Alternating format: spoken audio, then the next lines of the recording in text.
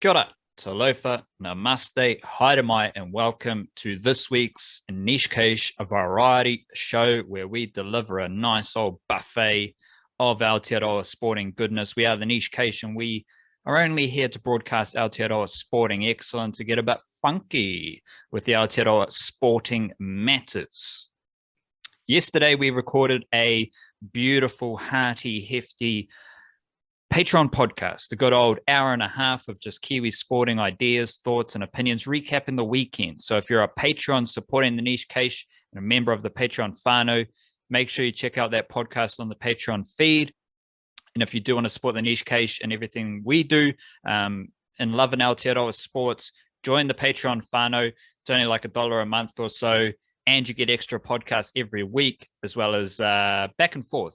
Share your ideas, your questions, your thoughts around Aotearoa sport. And that's a good place that we are building a nice community of Aotearoa sports lovers. So it's a wholesome, beautiful, full circle thing.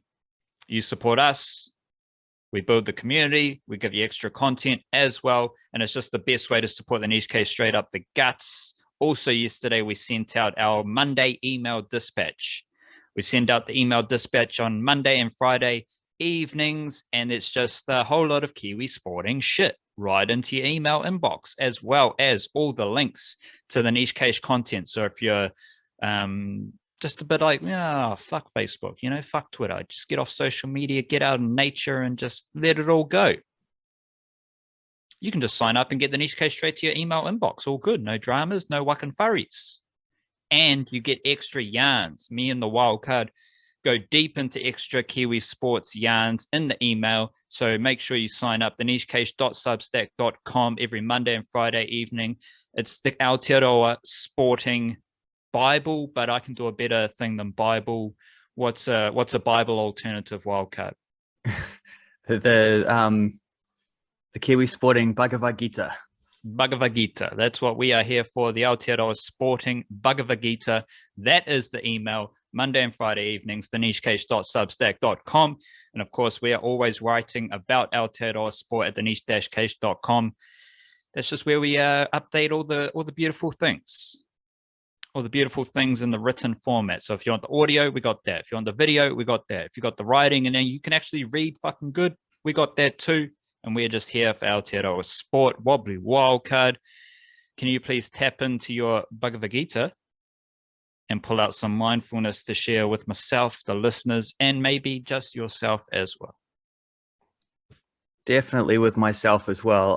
This is a unattributed proverb that reads, "To travel well is better than to arrive." To travel well is better than to arrive. That sounds like the appreciating the journey. It's exactly what it sounds like. Yeah. You always hear about that. Appreciate the journey. It's all about the journey. It's not about the thing you achieve. And if you don't mind here, wildcard, I actually heard some mindfulness that might apply here. It was one of the Central American cultures. The culture. A lot of these cultures had like the big 2012 thing, the prophecy, and all that shit. One thing I heard, I think it was like El Salvador, one of those countries, there was a prophecy about the bird and how 2012 was actually about the bird developing a left wing, because this bird in the prophecy has only been using its right wing, its right flap, and flying around in circles. The right side represents masculinity. It represents your divine masculinity, right? And the masculine energy is all about goals. It's all about action. It's all about doing. And we've been flying around in a circle with our right wing as the bird. Now, and the prophecy was about 2012 developing the left wing. Now we're in this phase where we're tapping in some more feminine energies, and we've got a bit of balance with our flight. Our flight path is a bit more balanced, because now the prophecy is telling us that we are using our left wing in conjunction with our right wing. To pull it back to your mindfulness, to me, the journey, the traveling, feels a bit more feminine, because you're following your intuition. You're doing what you want to do. You're on this journey. It's all about like just learning and growing and getting better and just cruising around, going with the flow. Whereas the masculine energy is about the goals. I want to achieve this. I want to do this. I'm going to do that.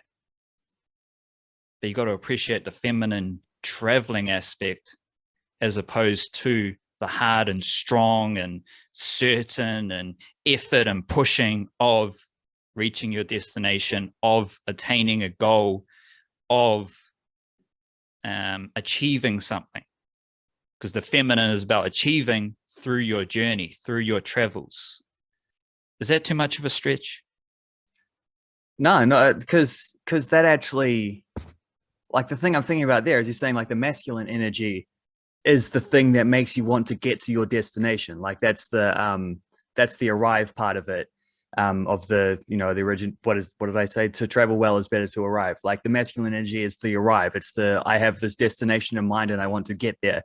But you're flying in a circle using only your right wing, right? Which means you're never going to arrive because you're only ever going to be in the same place within a certain amount of things. So you have to unlock the feminine energy in order to actually achieve the masculine energy's goal. Like you have to have both in order to achieve the thing that you started with in the first place, thinking that you only need this one thing because that's the thing that sends you in that direction. I did write down some notes about that proverb as well, because this is another one of the ones I nicked from Alan Watt, where he talked about let the journey be your own reward is just a rewriting of that thing. But the destination is planned, whereas the journey, that's where intention comes in. The destination, you've already decided you're going there. The destination is planned, but the journey itself throws up unexpected surprises because that's the unplanned aspect of it. It's the means to an end, which means that this is where or the friskiness and the surprises end up often being like the most exciting part of these things because you didn't expect them. They catch you out of the blue. They feel more rewarding in that way. And working towards intentions is kind of an un-Zen thing to do as well, because the intention is a futuristic concept. So letting the journey be its own reward, traveling well rather than focusing on arriving, is also like a Zen way of traveling, isn't it? Because you're in the moment, even as you're in those between phases of getting from A to B. You're staying in the moment through that journey and then allowing those unexpected surprises to come through. So yeah, I wrote some other notes, so I don't understand I can't remember what the connection was to that, but I might save that for another time. We're all about grounding our mindfulness and you getting into a practical sense, because all of that was pretty fucking airy-fairy. And here we're going to ground it. We're going to get back to practical. And especially in these kind of volatile times, maybe we just release our objectives. And everyone's, start of the year, New Year's resolution, goals, and I want to do this, I want to do that. Well, fucking the universe, the world is making achieving stuff quite hard, just with the nature of how volatile everything is right now. So maybe if we all just release our objectives, if we just release our goals and the things we want to achieve, the things we want to do, I'm going to do this and then I'm going to do that and then I'm going to fucking rip and tear and do that. What if you just release that and just come back to, again, the present moment, enjoying your journey throughout whatever the fuck is happening in this world, because shit is hitting the fan as always. And if you can just try find some happiness, a little bit of joy, a little spark of joy through that mayhem, that's the journey. That's the journey, is just trying to get through whatever we're in now without those objectives, without those goals, because who knows what's going to happen with any of those things that you think are in concrete, certain things that you're aiming for. Release that, go with the flow a bit, follow your intuition, and you might be far more in tune with finding happiness in these weird times. I think a lot of people shop owners, teams and athletes and sports and stuff like that, they're all well, we're going to hold this event and we're going to get this crowd and we're going to open our shop in here and we're going to get this amount of people coming through. Well, COVID's got other ideas. So if you just release all that stuff and you just follow, well, we're just going to get through today, do the best we can today. Tomorrow we continue. That's the journey. Let's crack into the variety show here, Wildcard. Can you please start? I believe you got a bit of you're in the creative zone. You're serving out some poems. I like it. You like it. Share with us. Yes, this poem is called First 11, and it goes like this.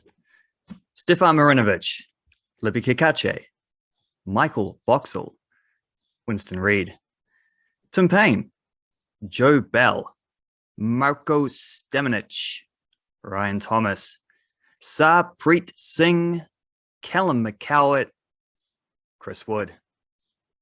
And that's my poem. Just sounds like a fucking roll call of Aotearoa's best footballers. It's like, Chris Wood, exactly what it is. Where you at? Holla back. Fly the Concorde, say, this guy's just all sitting there like they're present. Rightio. Good poem. Fantastic. That is the All Whites, your first 11 for those who aren't aware. And tomorrow we might discuss tomorrow's niche cast. We might discuss, are the All Whites the most exciting team in Aotearoa? Keep an eye on that one. I'm going to deliver some hot takes here, wildcard, dipping into my hot take chili bin. Super Smash semi-finals, qualifying finals, whatever you want to call it. They are happening Thursday. So again, tomorrow's niche case, we will do a big Super Smash preview. But right here and now, I'm going to drop 2 X factors that I think are pretty interesting on the men's and women's side of the equation. Men's semi-final, we got Canterbury versus Wellington. And I'm going to suggest that we tap into Tommy Latham. Not an undercover brother, just someone who has the highest strike rate for Canterbury in the Super Smash right now. 176.31 strike rate. No one has a strike rate over 170 for Canterbury. And Tommy Latham has also scored 134 runs. Tommy Latham is scoring runs in every format. And he's a fantastic cricketer. So we don't think T20 cricket and Tom Latham, they don't necessarily go hand in hand. But if he's lacing up for Canterbury in this qualifying final, keep an eye on Tommy Latham because he has the highest strike rate of all Canterbury batters. On the women's side of things, we have Otago versus Auckland. And the X factor here is Eden Carson, 21-year-old spinner who is Otago's leading wicket taker. She has 15 wickets, RPO of 5.21, and she is currently 4th in Super Smash wickets. She is the best non-Whyte Ferns bowler in the Super Smash. Jess Kerr's first, Lee Kasperick is second, Amelia Kerr is third. They all play for the Wellington. They all play for the Whyte Ferns, and then Eden Carson is 4th. And if I might just stretch a little further, wildcard, if you're into gambling, the TAB, they have, so I've just said, Eden Carson, leading wicket taker for Otago, right? 4th in Super Smash wickets. You go to the TAB and you search Otago woman, top wicket taker. Hayley Jensen, $4. Kate Abraham, $4. Emma Black, $4.30. Molly Lowe, $4.30. Sophie Aldershaw, $4.30. Eden Carson, $5. So the TAB are telling us that Eden Carson is the 6th best option for top wicket taker in this game versus Auckland.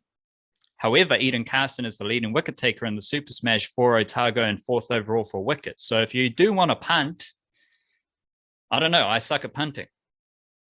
But maybe chuck a little squiz on Eden Carson because the TAB don't necessarily know what the fuck they're doing. Take this even further. Eden Carson has 3 wickets in 2 games at Dunedin, which is where this game's going to be played. And against Auckland, Eden Carson has 5 wickets in 2 games.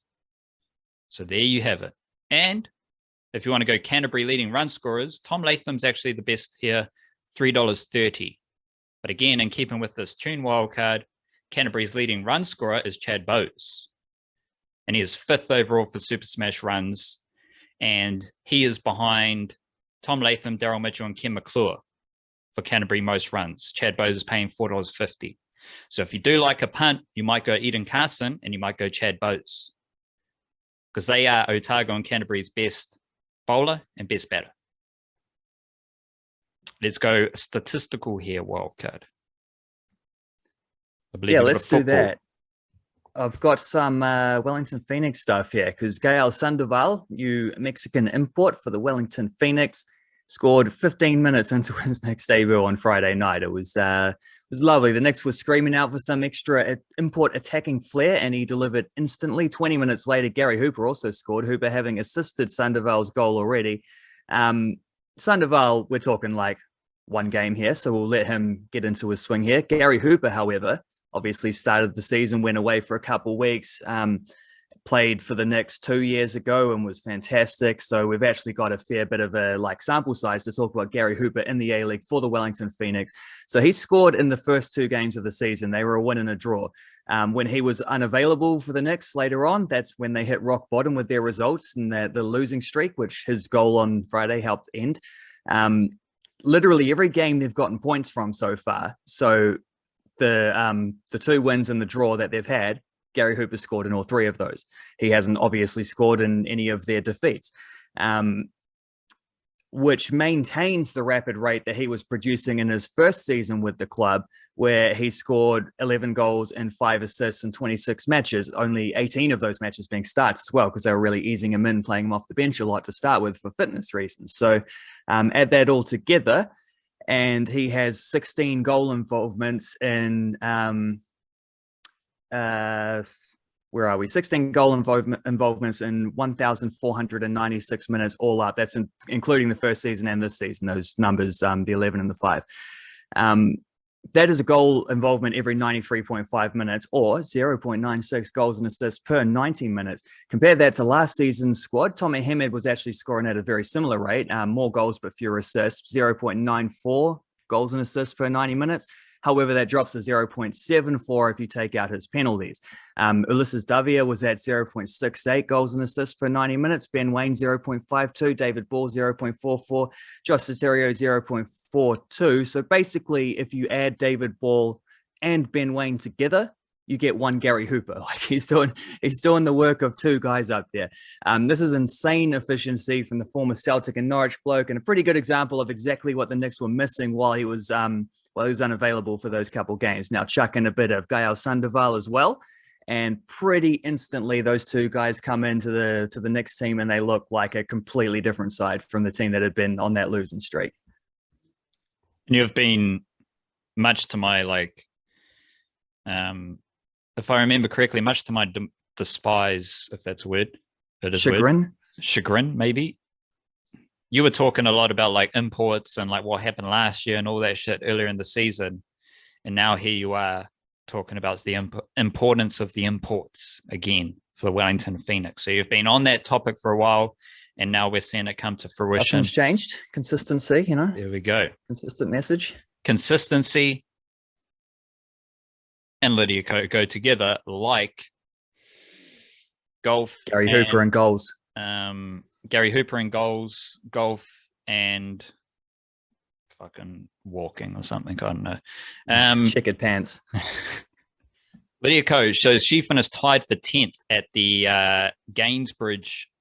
No, not Gainsbridge. It was an event in Orlando. Something or other. She finished tied for 10th in the first tournament of 2022. And this is her 4th top 10 finish in a row.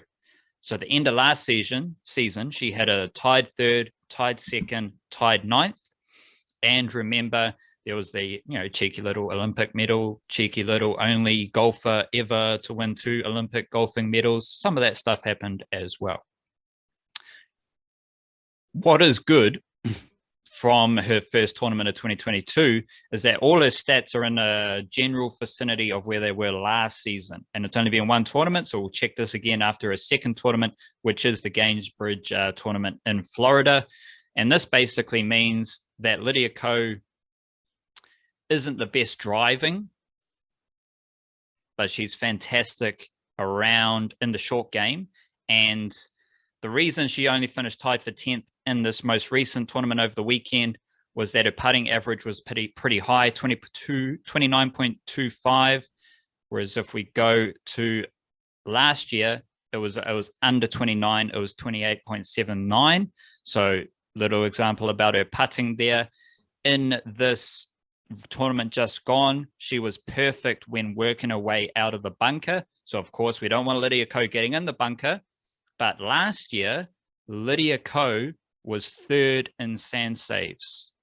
So she is the third best player last year in getting out of the bunker and into the hole within 2 shots. What happened in the first tournament of 2022? 100% sand saves. So she's basically continuing that along. Her driving distance was 253 in this tournament, which was good enough for 11th. Her driving accuracy, 69%. That was 17th if we go to last year. Her driving distance was 259, and she was 64th. Her driving accuracy was 65%, and that was 129th. So these are just reinforcing some truths that we know about Lydia Ko. Kind of mediocre off the tee, fantastic approaching the green. She did slip up in this most recent tournament because her putting and her chipping getting onto the green was slightly off, but she was still good enough for another top 10 finish. And if that's the baseline level of performance there, 2022 could be another beautiful year for Lydia Ko. And quick question here, Wildcard, how old is Lydia Ko? Or 23, 24, I guess. 24. She's only 24, and she's an absolute champion. Fucking shout out Lydia Ko. Deep in the Mangroves Wildcard, what do you got? What have I got? I've got Joe Bell's transfer search. So it's no secret that Bellinio dominated the Elite Serien last year. He was absolutely brilliant for Viking as they soared into 3rd place, their best finish for 14 years. There was one Norwegian publication that had him as the highest rated player in the entire competition based on average game ratings. So yeah, there you go. We know that midway through last season, English Championship club Barnsley bid about £500,000 to try and buy him and were promptly rejected. So where are we at now at the end of the current season during a transfer window? Well, as soon as that season, the 2021 season ended, Norway's seasons being year to year to year rather than the the crossover 2020, 2021 type seasons that you get in like England. So as soon as that season ended, Viking started talking about giving Joe Bell a new contract. So he's only got 1 year left on his current one. Bell told them in return he would take a little bit of time away over the holidays, over the Christmas, New Year break, and figure things out. I don't know, go into the woods and have a spiritual experience or something like that. I don't know. Don't know what his process is. Ayahuasca, maybe. He came back and politely declined that offer, said, no, I'm not going to sign a new contract. I'm either going to, see out my current 1 year deal, or I'm going to, if a bid comes in, I'll leave.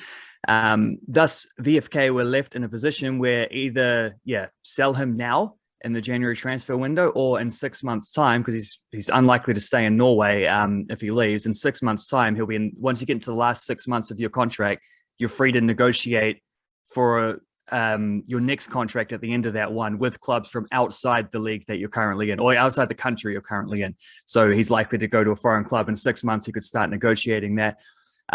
Or he could, and then they'd obviously lose him for nothing if that is the situation. So if they want to get a fee for probably their most profitable player at the moment, now is when they've got to act. There's no dramas here for Joe Bell because he's pretty happy where he is. He's in a comfortable, thriving position with Viking. And if he sees out the rest of his contract, plays another year with them, then all good. So I don't think he's going to be upset with that. Viking would probably prefer that option, but also, if a big offer comes in, they're not going to be in a position to decline that. That'll be, serious money. So we already know that the scouts are watching. Interest exists. These things are true. You can just assume that if there's a guy under the age of 24 dominating in a top European league, the scouts all know who he is. So far, the only confirmed interest this month is that Barnsley have come back to the table and tried to resurge that interest that, sitting dead last in the championship as they are right now probably isn't going to help them. I just don't think they're going to have the money. And it sounds like from Norwegian sources, that's the same. They're just unlikely to be able to stump up the kind of bid that Viking would be willing to accept. However, rumor has it, and this is coming out of Norway as well, that there are multiple Bundesliga clubs and at least one Premier League club who are following his status very closely. So we're not talking about sideways moves here. If he leaves, he's off to the big time. There is 1 week left in the transfer window. It's already been a massive, massive transfer window for Kiwi players, like probably the biggest and brightest that I can ever imagine. Certainly while I've been covering it, and I don't think there's anything that could compete with that from beforehand. So it's already been massive, and Joe Bell is the dude to keep an eye out over the last week, because if something does happen with him over that time, over the next 6-7 days, it is going to be blockbuster. Blockbuster, record numbers, record funk, record fee for Chris Wood as well. So not just numbers, but like the cash that is changing hands. I can't make the cash comparisons, but everything else is exactly the same to the Kiwi-NRL stocks. Yep. And that is evident in 18 Kiwi-NRL debutants last year. And I recently wrote about 10 of the funkiest Kiwi-NRL debutants from last year entering their second NRL season. And that included no Warriors players. So I can still whip up a 10 funky second year group with no Warriors players, of which I think there were 3: Taniela Otakulo, Viliami Vailea, and Rocco Berry, Edward Kosi as well, 4. So there's 4 Kiwi-NRL debutants from the Warriors. I covered 10 without those 4 Warriors. That tells you what you need to know about Kiwi-NRL stocks. And of the 18 Kiwi-NRL debutants from last year, and of the group of 10 that I selected as the funkiest non-Warriors second-year Kiwi-NRL players, I've narrowed it down even further to the 3 lads behind me who I am most interested in, I am most intrigued about. So we start with Naufahu Whyte with the Sydney Roosters. Whyte came out of Carson Boys High School. He was playing rugby league and first 15 rugby for Carson Boys High School. He was signed to the Roosters while still at Carson Boys High School. And he made his debut this year, mainly playing through the middle. All these lads are fucking massive. Willison's probably the biggest, but they're all massive. Naufahu Whyte is listed at 192 centimeters and 106 kgs. He played a lot on the edge in reserve grade for the Bears in New South Wales Cup. But starting in the NRL, you're going to get minutes off the bench playing through the middle. And the thing about Naufahu Whyte, like there's highlights of him as a kid and he's like running around people. And then he played number 12 for the Carlton Boys High School first 15. And if you put that type of athlete in the middle, it's a fucking nightmare. And Naufahu Whyte is big. He is powerful. Seems like a really nice kid, really down to earth. I think he was like a prefect or something like that at Carlton Boys High School. And he is going to come off the bench for the Sydney Roosters, the best Kiwi-NRL club in the NRL. And he is their next young frother up the guts. And then he might settle on the edge. Basically the same thing we have seen with Maris Saints Jr., Satili Tuponuia. Started in the middle, moved to the edge. Now he's one of the best edge forwards in the NRL. So big it up to Naufahu Whyte from Auckland. Then we go Griffin Neame. This is a funky one because Neame is from Greymouth. Big it up the Greymouth, West Coast, South Island. Never been there. Want to go there one day for sure. Rugby League heartland, by all accounts, in Greymouth. And Griffin Neame, he is one of many regional Kiwi-NRL players who entered the Cowboys development system. Some, like Tuki Simpkins, then left. Some, like Wiramu Greg, then left. Not Griffin Neame. He had stayed with the Cowboys. He also played 3 NRL games for the Cowboys last season. He is also 193 centimeters and 106 kgs.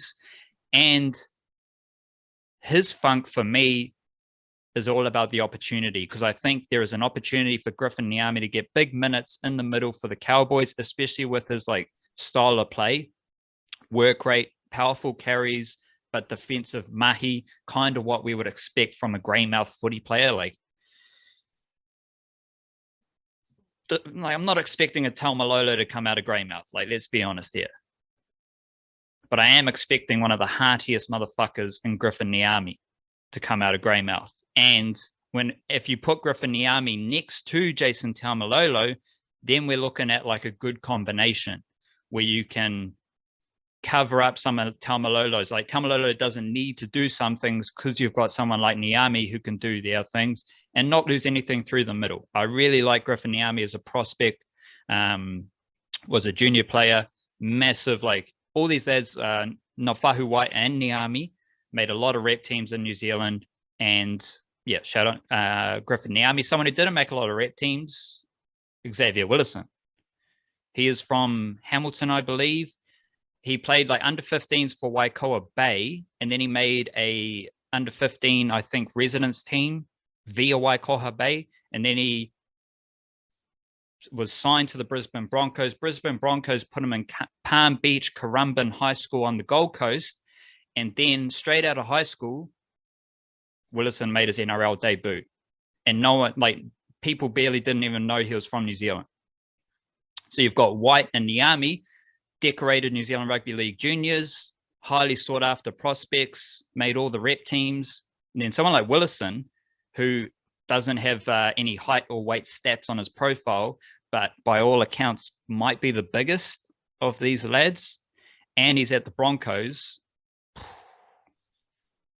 Xavier Willison is in for an almighty year. He did suffer a major knee injury at the back end of last year, which might he might start in reserve grade. But I think as soon as Xavier Willison gets regular minutes on the Broncos bench, he is going to be a fucking monster. I think Willison might have some Tongan in him. Naufahu Whyte might have some Tongan in him as well. All three are like hearty Aotearoa grassroots players as well. So that's like their rep vibe. But yeah, those three all have fantastic opportunities ahead of them, and they are all high quality people as well as high quality football players. So if you're a Roosters, Broncos or Cowboys fan, check out for these three. Or if you're just a hearty Kiwi-NRL fan, check out these three. Question time here, World Cup. You outlined Joe Bell's like situation, right? What do you think is the best thing for Joe Bell to do in your Flying Kiwis wisdom? The best thing for him to do is, I mean, I don't think there's anything more to be gained other than just repeating what he's done in Norway. Like, as it would be cool to stay at Viking and to go around again, to play European football with them. As I think his first game for them was a European qualifying match, and they're back in there a lot, like partly through his work as well, for this upcoming season. It would be cool if he got a chance to do that. Like, there's no downside here, but I do think if a top flight offer comes along at this point, I think you got to take it. And I reckon, I mean, the two leagues that were mentioned are Premier League and Bundesliga. I think those are probably the two best for him in terms of the big five competitions around Europe. And I think Bundesliga would probably, it's tricky because he can get an English passport because I think his dad's English. He might have even, I'm not sure if he was born there or not, if he was born here, but he could definitely get an English passport. So there's no dramas there with any like Brexity things. So he'd probably feel more comfortable going to England. But I think football wise, Bundesliga would be amazing for him because it's a little bit more, nothing matches the Premier League for like the pace of games. But Bundesliga is a little more like structured with that pace, lots of pressing, lots of like a little more tactical and things like that. And I think he would absolutely thrive at that level. And I think the sort of like settling in period for him and like a mid-table Bundesliga team versus like a mid-lower table Premier League team, I think he would get more football quicker and be more successful at a Bundesliga club than a Premier League club. But I mean, like you take the best offer that comes along. You don't worry about those things too much if you're in Joe Bell's shoes. Wait, I got to throw a question back at you now, don't I? Let's talk White Ferns, because we've done that a fair bit with some of the, like, you know, the 2-15 ODI record over the last, you know, in recent times. In light of that, and some of the selection stuff as well, which haven't necessarily been the most like logical when you're not picking players who seem to deserve it on domestic form, and then sometimes you do pick those players and play them in completely different roles and blah blah blah. there is a home World Cup coming up. What is a realistic expectation for the Whyte Ferns at that World Cup? Well, you were quite specific in your verbiage there. Realistic. Yes. I think very deliberate word. I think all expectations are the like same. Like, or in this specific example, I think all the expectations are the same, and it's semi-final. Like that is a realistic expectation, and it is kind of like they should really fucking make the semi-final. Like, like it's a realistic expectation, and it's like this should just happen. Home World Cup, you think all the players, everyone would just be fizzing.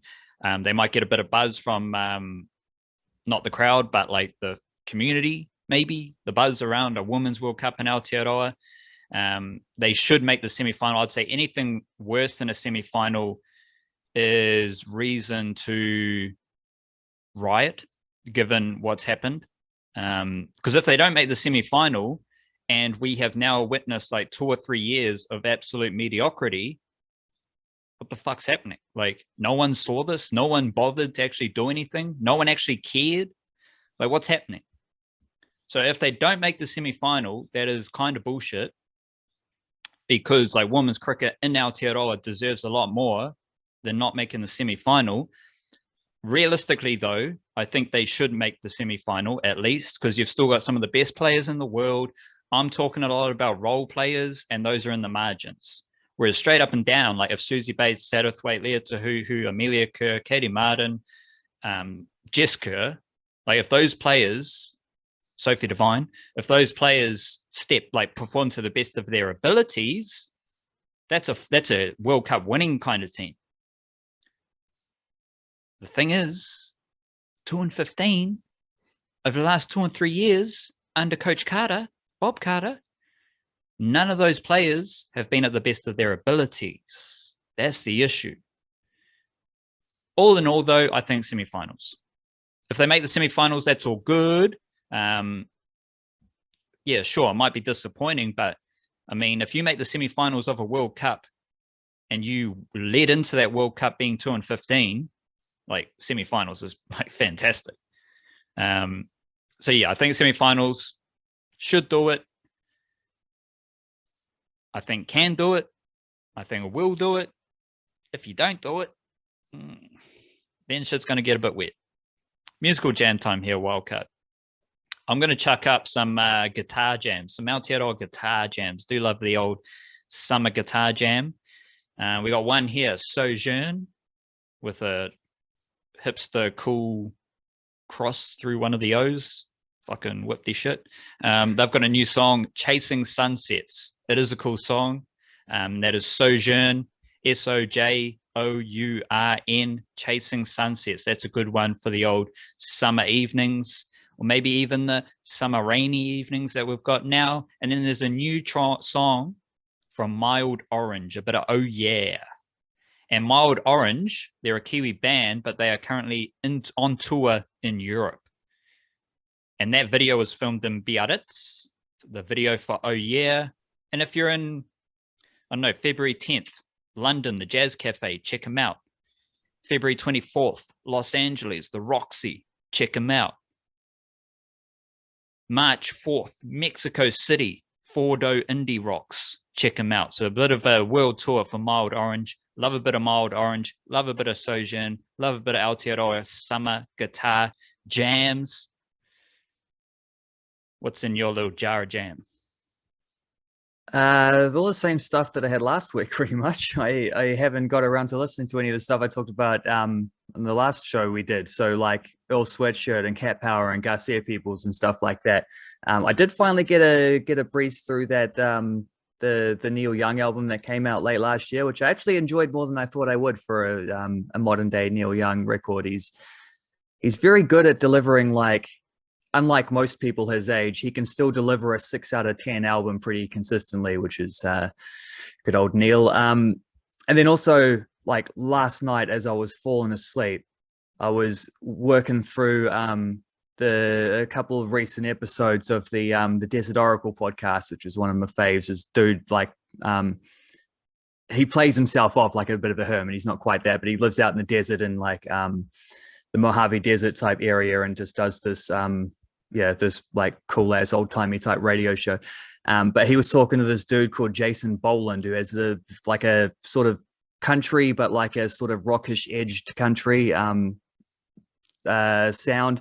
There's a band called the Stragglers, Jason Boland and the Stragglers, and he's put out an album called The Light Saw Me, which sounded absolutely bloody fascinating. Like they played a track or two. It's a concept album about I think like a cowboy or something who gets abducted by aliens. And I'm like, well, it sounds too good to turn down. So I am going to listen to that. It sounds like very funny and also like actually pretty hyped up with the tunes. So I'm going to give that a go. And I'm going to call it Research as well. What was the band for that cowboy alien? Jason Boland and the Stragglers. When I looked it up this morning, I typed in Scott Boland accidentally. So it might help you remember. Shout out Scotty Boland. Yeah, I mean, Jesus, he's the Kyle Jamison of Australia, isn't he? In terms of instant wickets. Yeah, instant wickets, yeah. Not in terms of other things. Yeah. Fantastic. That is the variety show. We will do our niche cast episode tomorrow on Wednesday. So they'll be live Wednesday evening ahead of the Super Smash qualifying finals on Thursday. So it'll be a big Super Smash preview on tomorrow's niche cast. So keep an eye on that. Otherwise, kia kaha, stay beautiful. Hopefully you've got the double banger wings. You want your right wing, you want your left wing. You need both of them or else you're flying in circles. So ponder that one. Cheer.